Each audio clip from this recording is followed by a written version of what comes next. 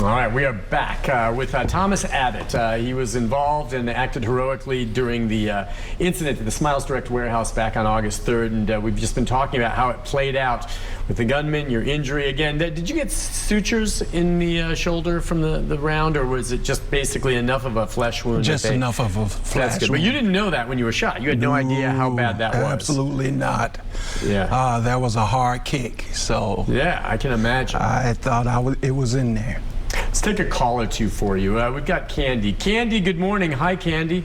Good morning to your guests. Good morning to you, Nick, and good morning, Mr. Abbott. Good morning. I just have a question to ask too, and plus I wanted to say that he was very strong to stand up to the young man.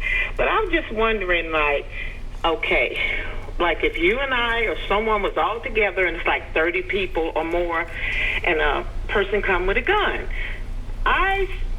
to my mind, I feel like, why not someone step up? Because they can't shoot them all at once. You see what I'm saying? And I feel like if we get a little stronger instead of panicking, getting afraid, maybe it'll save some lives. But I'm glad that that young man at your guest is okay, and I'm glad he took initiative to stand up, because if we do that, I think it'll save lives more. I feel that way. That's all I wanted to say. You all have a great day. Thank you. Thanks for your call. Well, she's right, except, when there's a group of people, when there's someone who steps up, oftentimes that's the person who gets shot and killed. They may make a difference, but I mean, that's why that doesn't happen. You have to gauge it, and you weren't reckless. I mean, I think you weren't just like charging him and thinking, all right, maybe I'll get shot, but I'll take him down. You kept cover, and you followed him. You tried to bide your time. Yeah, I did. As he was walking towards me, I was walking away. Right. So I was not giving him a clear angle to shoot me. Yeah. I was always. I always know where I was, so I could just duck under one of the machines and run or whatever I needed to do at that point in time. Yeah, but you were communicating with him, though, this whole time. You were, like, early on, we can talk about this, let's talk. At that point, you didn't know for sure what he was up to or if he had a gun, but you were worried because the security guards had said that. Right. And, when he come back out and say, hey, you have a problem with me, like I said, we was talking 30, 40 feet away from each other. So at that point, he hadn't shown the gun. And, and I was like, hey, big guy, hey, let's talk. I don't have a problem with you. And then that's when he pulled a gun out, the clip in. I was like, oh my God. Yeah. So. Let's take a call from Joe. Joe, good morning. Hi, Joe. Good morning, Nick. Good morning. I applaud Mr. Abbott for his actions in this situation. But the sad thing about this is happening way too often. Absolutely. And I don't want to seem like people are out of control. I'm just disgusted with America and what's going on with these people. And I just don't understand it. I'm confused about it, but I'm glad he was there, because it could have been a lot worse than it was. But it's a sad situation when you got to have an armed society to protect you even at work and driving down the road. So that's about all I can say about it. I appreciate your call. Yeah, I mean, he's right. I mean, it's a difficult situation these days. We see it time and again. Now, we're waiting for the TBI to complete its investigation into the shooting, not your role in it, but every officer involved shooting that leads to a fatality. They're looking into how it was handled, and that's not completed yet. But we know there's video from inside the warehouse that shows some of your actions that's not been made public yet. But we also don't have many details on the suspect, who's now deceased, his family said he suffered from mental problems. Right. We don't know if he had issues maybe at the job, like sometimes he said, do you have a problem with me? Who knows? Maybe he was reprimanded for something at the business. We don't know that. And we don't know exactly where he got the weapon, I don't believe. Those types of things. But I mean, there seems little doubt, at least based on what the family said, that this guy had some mental issues. And that comes up time and again with some of these mass shootings or active shooting situations.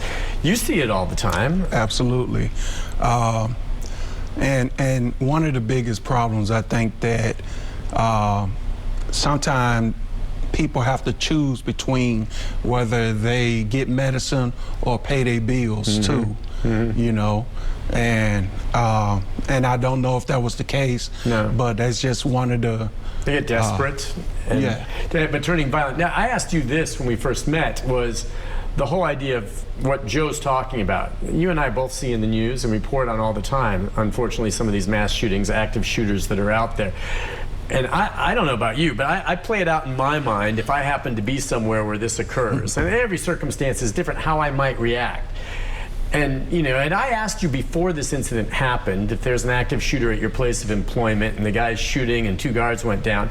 And I asked you, what do you think you would do? I'm not sure. Before this happened, would it be safe to say you wouldn't know how you would have reacted? You would not know how you would react. So you didn't know. You might have told me beforehand, well, I'd probably take cover, Nick, and yet it happened and you actually were more proactive. Or it might be the other way. I mean, a lot of people like to talk big and say, well, if I was there and my gun, and then when it really happens, the real deal, they're the first to dive for cover, which is fine. I mean, you're not trained to deal with that, but a lot of people like to talk big. Did you ever put any thought into how you would deal with a situation like this because you've seen it in the news and asked yourself, what would I do? Man, you have to think about it all the time, and your first thought is always going to be have to take cover, protect yourself. But I would hate to run and leave somebody else's mother, wife, daughter out there, you know, and when there's something that I could do to help, you know, cover them, get them out of harm's way. I pray and hope that somebody would do that for my wife and for my daughters, for my kids, you know. But you know, you talked about, you have a daughter, right? Yes. Daughters. And you have a wife. Did you ever think while this was happening? I guess it happened all so quickly. What was really going through your mind? I mean, it's just really, folks, to be in a situation where you're dealing with a gunman, someone shooting at you. I mean, how many of us can raise our hand and say we've ever been in that situation outside the military? I mean, very, very, very few of us. And I can only imagine how scary. Did you not think, well, I should take cover because I have loved ones and I could orphan my child or whatever along those lines? That didn't really cross your mind in that moment? It did not cross my mind in that moment. I was scared. That's the first thing that pops in your head. Oh, you're scared, of course. But the first thing that popped in my mind was that I needed to do something to help protect these people in here. You know, I believe that my God put me in that place at that moment to be used as one of His tools to help save lives. And so, you know, I did what hopefully that He wanted me to do and still come out and survive as well. And you said too, right? So a bunch of folks during the shift change left. There were the 2 security guards down, and there was another room still with people that you think were back there, maybe still working, that was closed, that didn't even really know what was going on. So in a way, had he gotten back in, they would have been sitting ducks. They would have been sitting ducks. It's a room that, can't say what it is, but there is a room, a couple rooms right next to each other where they were still in there. They're working, and maybe if they're not hearing or they didn't know the what was doors are closed all the time. So they don't hear what's going on the floor, you know. So had he got back in, he knows the layout because he worked there. So he knows the layout, and he could have just walked right back there and, you know, Yeah. Just did what he wanted to do. Did you get the sense that it was pretty indiscriminate? He was just there to shoot, or did you get any idea that maybe he was looking for anyone specific initially that he wanted to shoot? I got the sense that he was just there to shoot. Do you think he was he angry about, clearly, I mean, He I was don't know if clearly you can think of- angry, but I didn't. You don't know about what or why? Exactly. And that's what I was trying to get out of him in the beginning. Mm-hmm. You know, what was the problem? You know, let me help you. You know, let's sit down. You know, let these people go. Mm-hmm. You know, But he just said, today's the day. today is the day. So he Today is seemed the to- day. And by the way, I'm just wondering, aside from that, I guess we saw the video. He wasn't wearing any body armor or anything beyond that. He No, just sir. had the clip. He And just had 3 magazines he had in his 3 magazines in his bag. bag. And so, and that gun, which was fairly powerful. I forget what. man. And it was just rapid fire, boom, boom, boom, boom, right off the bat. Semi-automatic, shooting 45 calibers, I think. Okay. And bullets everywhere.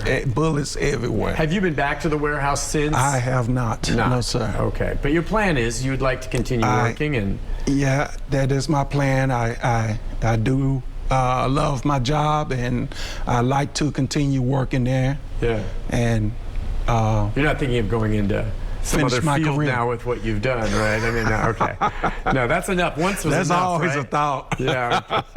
Listen, we'll take a break. We'll come back. We've got one more quick segment with our guest just to lay out where we go from here and his thoughts about, as Joe said, he's been through it and what it's like. And maybe if you think anything can be done to help address this issue of the constant day after day, we have reports of mass shootings or active shooters. We'll take a break and be back with more right after this.